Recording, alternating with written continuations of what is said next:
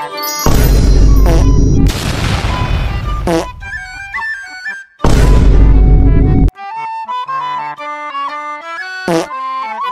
warahmatullahi wabarakatuh. Baiklah teman-teman, di sini saya dari kelompok 6 yang mana saya akan sedikit menjelaskan tentang apa itu audit internal dan audit eksternal. Nah, untuk pengertian pertama itu tentang pengertian audit internal terlebih dahulu. Audit internal itu sendiri adalah proses yang sistematis yang mana dilakukan untuk mengevaluasi serta meningkatkan efektivitas sistem proses dalam institusi pendidikan. Nah, yang dimana tujuannya itu tujuan utama dari audit ini sendiri adalah untuk memastikan bahwasannya semua kegiatan pendidikan berjalan sesuai dengan standar yang ditetapkan, baik dari segi akademik, manajerial ataupun standar operasionalnya. Baik, selanjutnya untuk tujuan audit internal itu sendiri ada 6. Yang pertama untuk memastikan bahwasannya SPMI itu memenuhi standar dari regulasi yang sudah ditetapkan. Lalu yang kedua untuk memastikan implementasi SPMI itu sesuai dengan standarnya juga. Lalu yang ketiga untuk memeriksa proses dari hasil pencapaian mutu sehingga dapat ditentukan keefektivitas pencapaian dari tujuan yang telah ditetapkan. Nah, yang keempat itu menyiapkan laporan kepada teraudit sebagai dasar perbaikan mutu selanjutnya. Nah, teraudit ini sendiri seperti contohnya lembaga pendidikan yang dievaluasi. Nah, yang kelima itu memberi kesempatan teraudit memperbaiki sistem penjaminan mutu. Lalu yang terakhir itu untuk membantu institusi program studi dalam mempersiapkan diri dalam rangka audit eksternal atau akreditasi. Nah, untuk prinsip-prinsip yang ada pada audit internal itu sendiri ada 8. Yang pertama ada independensi, yang mana audit internal harus bebas dari pengaruh atau tekanan yang dapat mempengaruhi objektivitas dan integritas mereka dalam melakukan audit. Nah, yang kedua, objektivitas. Auditor harus menilai informasi dari situasi secara adil dan tidak memihak berdasarkan bukti yang akurat dan dapat dipercaya. Lalu kerahasiaan, informasi yang diperoleh dalam proses audit itu sendiri harus dijaga kerahasiaannya dan tidak boleh diperoleh selama audit harus dijaga. Dan tidak boleh disebarluaskan tanpa izin yang tepat. Lalu yang keempat, kompetensi, yang mana auditor harus memiliki keterampilan, pengetahuan, pengalaman yang memadai untuk melaksanakan audit yang efektif.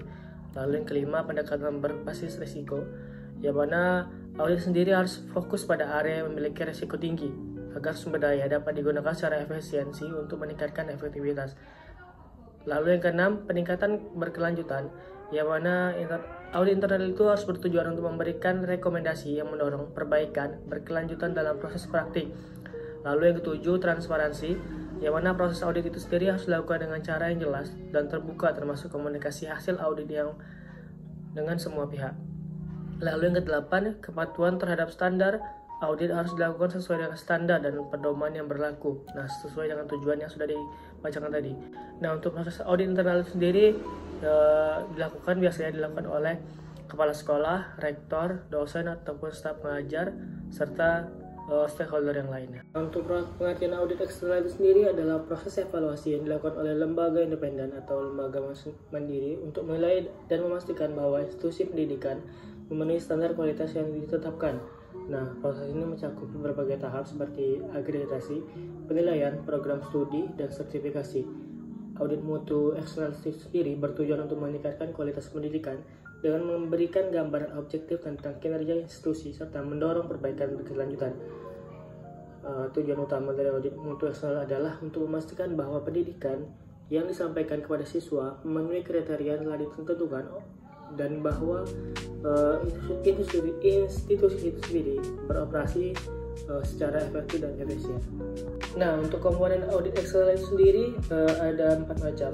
Yang pertama, tujuan dan manfaat, yang mana audit ini bertujuan untuk meningkatkan kualitas pendidikan dengan memberikan umpan balik yang konstruktif. Lalu proses pelaksanaannya itu dalam proses pelaksanaannya audit melibatkan tinjauan sistematis terhadap berbagai aspek operasional sekolah seperti kurikulum, pedagogik, infrastruktur, sumber daya manusia, dan sistem penjaminan mutu yang ada. Lalu yang ketiga, evaluasi kurikulum. Nah, salah satu fokus dalam audit itu sendiri adalah penilaian terhadap kurikulum yang diajarkan, memastikan bahwasannya kurikulum tersebut memenuhi standar pendidikan yang ditetapkan oleh lembaga akreditasi. Dan yang terakhir adalah laporan dan tindak lanjut. Setelah proses audit itu selesai, hasilnya akan dilaporkan kepada audit atau lembaga yang telah dievaluasi itu sendiri. Laporan itu berisi temuan, rekomendasi, dan saran untuk diperbaiki. Institusi itu kemudian diharapkan untuk menindaklanjuti rekomendasi tersebut untuk meningkatkan kualitas dari lembaga pendidikan.